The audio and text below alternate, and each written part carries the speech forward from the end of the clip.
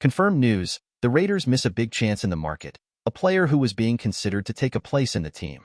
And now will the Raiders turn to another star? That's what we'll find out next. But before that, subscribe to the channel and leave a like if you're a true Raiders fan. The Las Vegas Raiders are short on experience in their cornerback room as training camp approaches, and it appears they are considering addressing the position. According to a June 9th X post from Aaron Wilson of KPRC2 Houston, the team was considering signing former Houston Texans cornerback Steven Nelson. However, Nelson announced that he is retiring from the NFL. At 31 years old, Nelson may still have a few years left to be a competent starting cornerback. He had 4 interceptions last season, so he was still playing at a high level. Nelson would have made a lot of sense for the Raiders. He's not a big name, so he probably wouldn't have received much money on a free agent contract. He would have easily been the Raiders' most experienced cornerback and is a proven leader. He could have been a good player to have in a young secondary.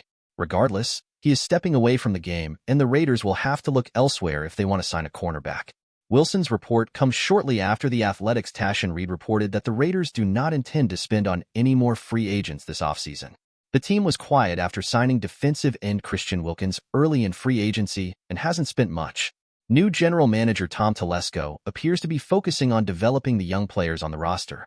Head coach Antonio Pierce and defensive coordinator Patrick Graham did a great job developing young players last season and can foresee some players taking leaps this year. Signing a veteran cornerback is not guaranteed to work.